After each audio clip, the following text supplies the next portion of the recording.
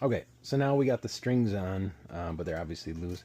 And why am I recording how to remove your strings and how to put on new strings? I'm doing it, right? I'm taking the strings off. I'm putting new strings on. I may as well record it, and I'm going to share it for. There might be a handful of people that don't know how to do it and are too afraid to speak up, and I want this to go as smoothly as possible. So, if you already know these things, go ahead and skip them. But I'm going to be using a Rode 4 here. It's got a string winder and a tuner on it. It's super nice. I don't sell these because I can't beat retail price, and I'm not going to sit on inventory on these. So I'm going to tighten up the strings here a bit.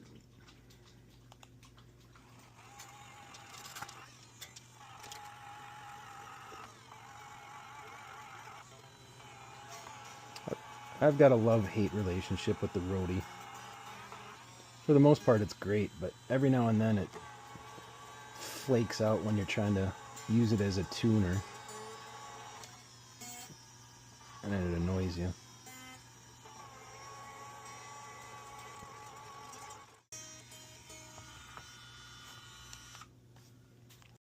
All right, now we're going to tune it, and we're going to use our Event Horizon, which, again, if you're not entirely sure what this is, it'll transform your instrument cable to a silent cable. Essentially, we've got a live amp right here. You can hear that. But I'm going to plug in my Event Horizon. None of that anymore. It's spring loaded, so you can push it down and make it snarl a little at you, but for the most part, it's just dead silent, even when I plug it in or pull it out. But yeah, now you can hear once it's plugged in, it's live. Alright, so now let's tune it. If you don't have a Rode, I can't help you. You gotta just know how to tune. We're going drop D here too.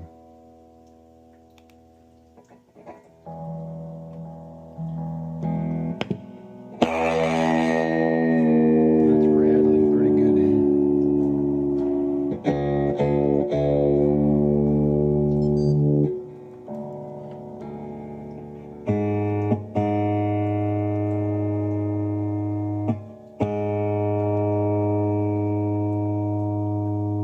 Here's the hate of the, there it goes.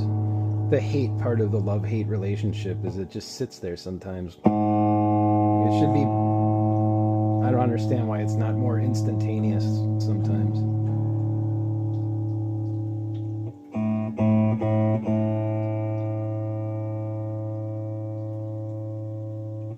Come on.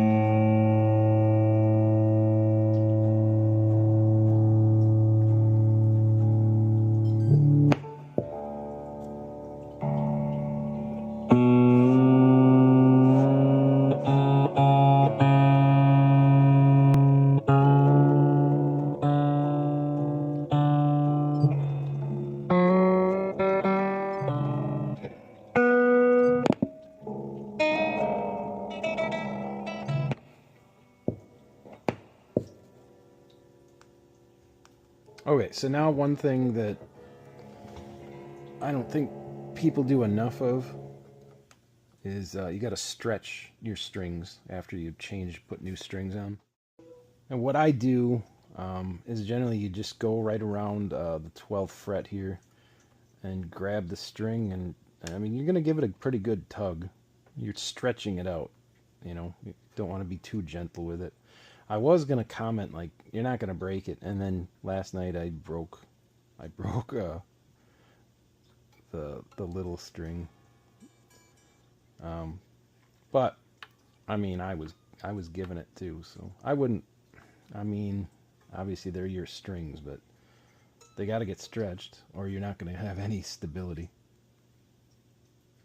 I think the thicker ones you can really go at. Thinner ones just be a little more gentle. They don't stretch as much anyway. So this was in tune, and just from me stretching it, watch this, not a single one will still be in tune.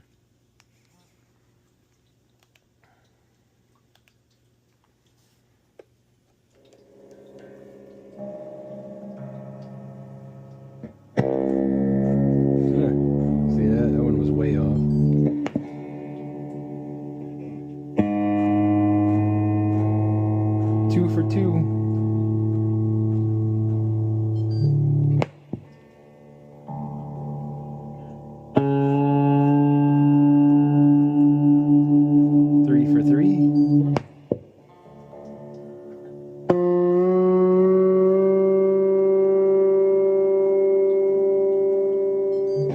Four for 4.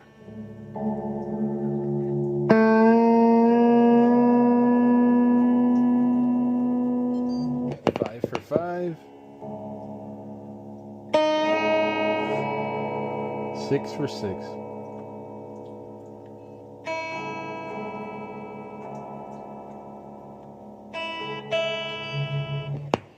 So,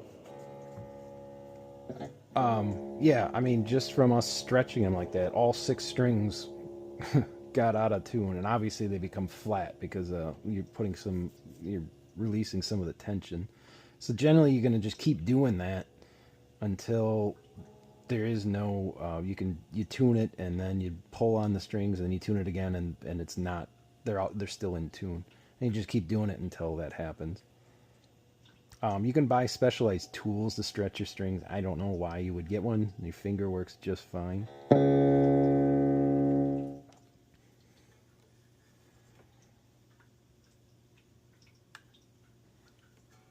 And you just got to make sure you keep the string in the nut slot. I mean, if some of these you pull it and it might come out of the slot. It's not a big deal if it does. Just make sure you don't leave it that way.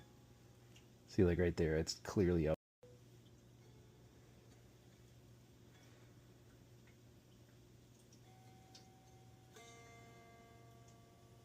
All right, so this is round 2 of stretching. I predict all 6 are still gonna are gonna be out of tune now after this.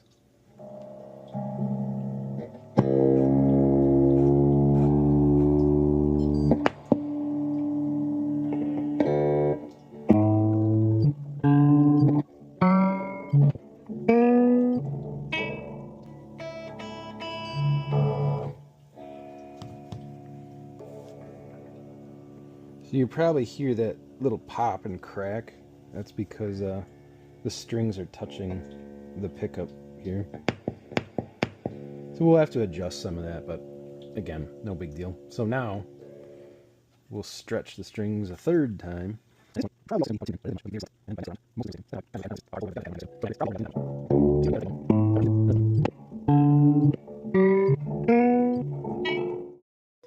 All right, here we go.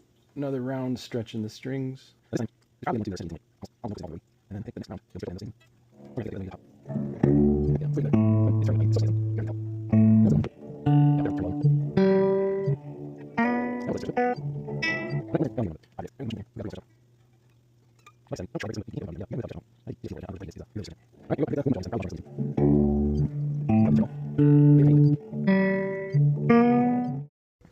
We're going to keep going until they all stay in tune.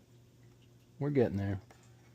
And this maybe seems annoying, tedious, not probably boring to watch, but again, as I'm going through this, I'm going to document it all.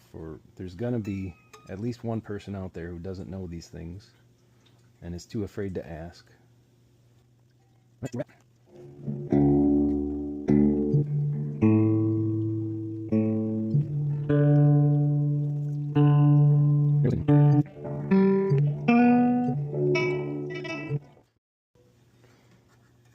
And if you think this is annoying, tedious, boring, whatever, this is why I don't use the trem at all. If you're doing tuning on a floating bridge or a Floyd Rose, it's 10 times as worse than this. And for how little I would ever use it, I've just come to the point it's not worth it. We're going to be doing some custom guitar builds here coming up, and we are pretty much going all hardtail. There's statistically, most people who have a trem don't even use it anyway, so it's all, you're paying for it, you're not using it, and it's terrible for your tuning stability. It just,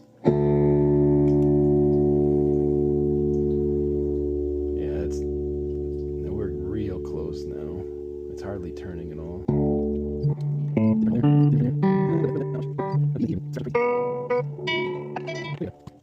Generally what I do is I keep stretching all the strings until they're all stay in tune. In theory, if it stayed in tune last time, you don't have to keep stretching it, but I just keep running it until it's done. You can see why I like the roadie too. Like, I'm not opposed to tuning manually, but when you're doing this, this is the convenience on this is just unmatched. If I had one guitar and I worked on it, that was it. Fine, I'll tune it manually, but I mean, I'm not tuning 50 guitars.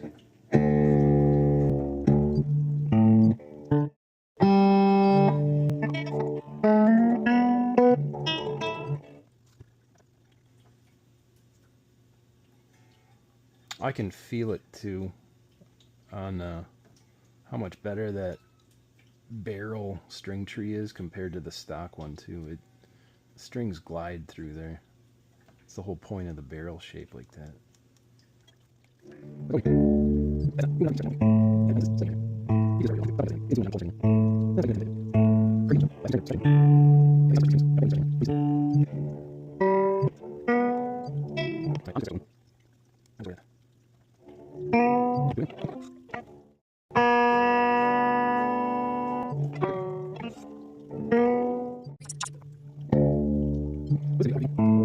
It takes longer to tune your strings, tune your guitar than to put on the new pick guard. But you're going to want to put on new strings, trust me. Probably haven't done it in a year. Supposed to do it every couple months.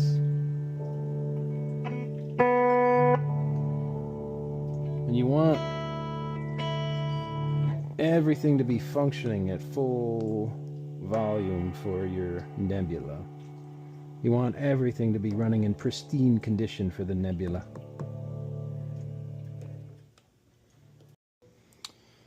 So now we're going to adjust the pickups here. I'm sure there's a better exact science, and I'm sure someone will have the comment because I'm not doing it exactly right. But what I like to do is I push down on the bottom fret and just make sure there's enough space for all the pickups, and you can get it pretty close. So like the neck in the middle here, we're going to raise those up a little.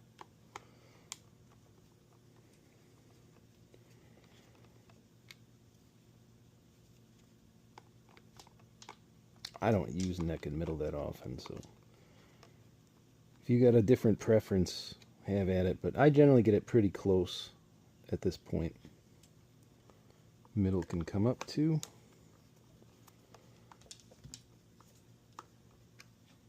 It's pretty good. And then if you heard before, we were definitely hitting this pickup, and I can see it, so we're going to lower this one.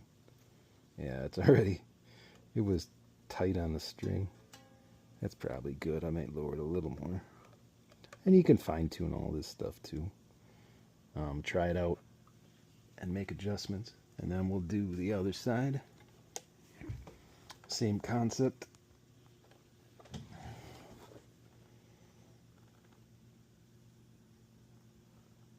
Looks exactly the same. Up on neck and middle, down on bridge. Basically, I can start pretty much making it parallel on the other side. It's a little tight. Not that I even play down here, so I mean, I maybe raise it up a little too high, but I don't get down this level. I mean, I'm more into here, and there's still plenty of room. But it's all your playing style, right? I mean, if I was getting down into here, I might lower them a little more too.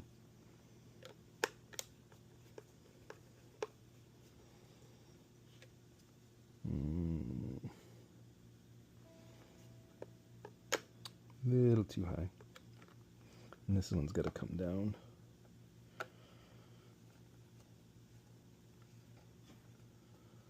It's got to come down quite a bit. I didn't adjust.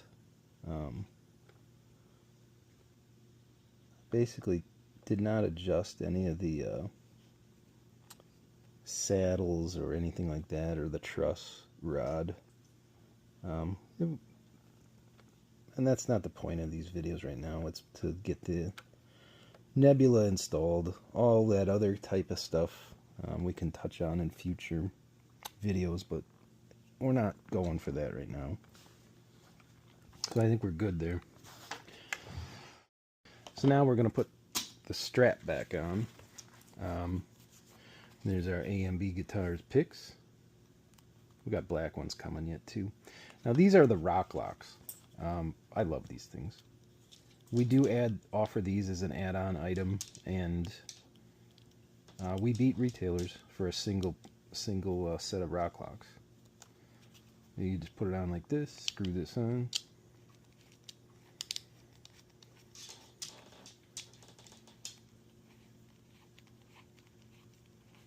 You want it to line up well here. Screw it on pretty much as tight as you can.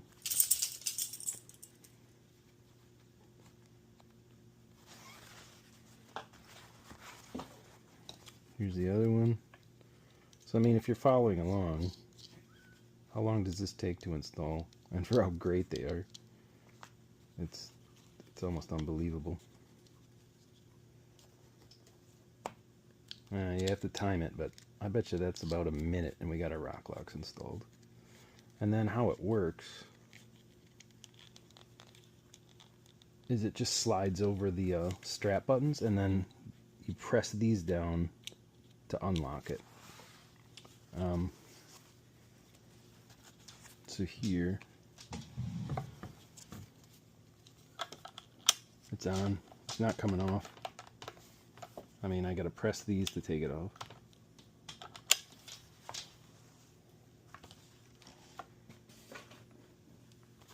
And the bottom one, installed.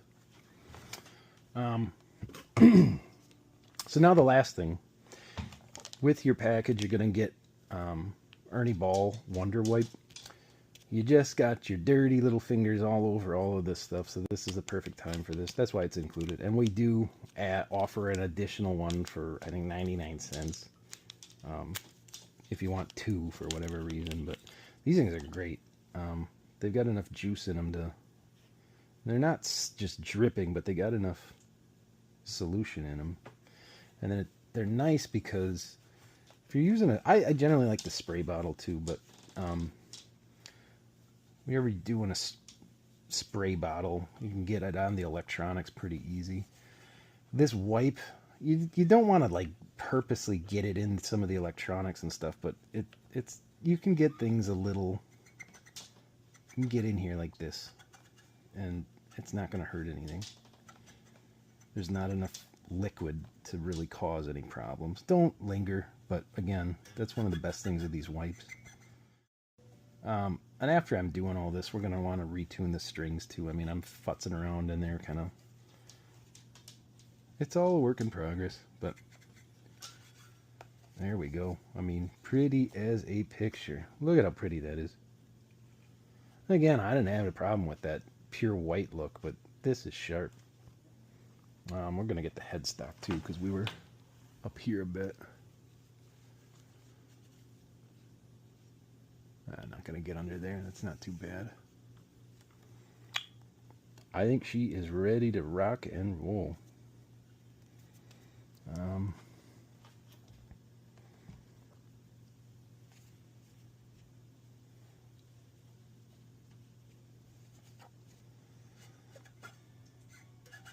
You can get the back too if you got your fingers all over that too. Just a quick wipe down. We got to put the back plate on yet. I think this thing's ready. So here's the trem arm that came with it. Again, I usually just take it out. I deck the bridge and then I just leave this out. But you know, it's this white doesn't look bad. It still matches the body, but we don't offer these because the consistency on these isn't there either, and it's just not worth it. But essentially, all you got to do, you can buy these. I mean, these are cheap. These are cheap. Just find what works for you. We just don't offer it ourselves, but we get you 99% of the way there. And I mean, to be honest, this is what you're going at anyway. But yeah, I just pull this off, And I don't even know if this is going to work because this might not even fit. No, it does.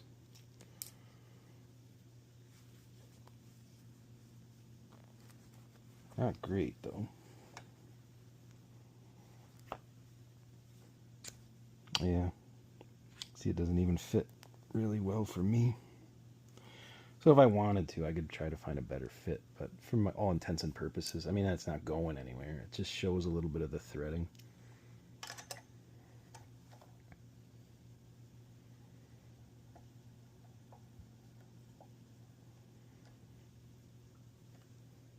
That doesn't look bad. Looks intentional, honestly. And it's not coming off. Again, I probably won't leave it on, but not bad. And then the plate. Okay. I can't tell you how many times I bought a guitar and people have this on like this. This hole here is for your strings. See that? So then you can change strings without taking the plate off. And people leave this plastic film on here. I think one thing, a lot of these things now actually have 2 layers of this film, but take the film off. I mean, you're not saving. It's not like somebody's going to buy your guitar later because, oh, you kept your plastic film on your back plate. But see that? There's 2 layers there. So I actually starting to think that some people take off this first layer and they don't realize there's a second layer. So that's why there's always a film on there. Out of here. 1 layer. 2 layers. I don't even know if this is going to fit. Again, this is part of the reason why we don't offer these. Yeah, see, it's not going to. Oh, actually, yeah, it will. All right. Let's do it. And you see, because I have the bridge decked, this hole isn't going to work very well to change strings anyway. But, I mean, it just looks silly if you're not putting it on the right way. There are some that actually have, like, vertical slots right here. And those go on top because that's actually made to get at the spring, the claw spring screws here. But essentially, if you got this square, it goes on the bottom. You'll have plenty of opportunity to look foolish in life. That's one that you can avoid pretty easily.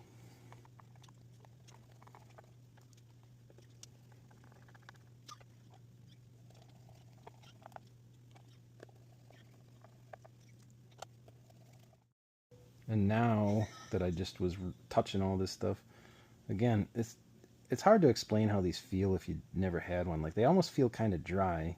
Like, they're not wet feeling, but if you wipe, you can see it clearly. They're just well made. I don't know how to explain it. This baby's ready to rip, man. First non-prototype Nebula installed, and it's all mine.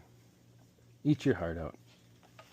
But you can have one of the first 10, one of the first 20. If you haven't figured it out, this is a one-man shop, and this isn't my full-time job, so we're going to be running, this is all small batch stuff. After this initial batch sells, we're going to go more on demand. I'm not going to keep inventory, and it's going to just have to wait and see how they sell. So no promises. If you miss out on the first 10, which I have stock for,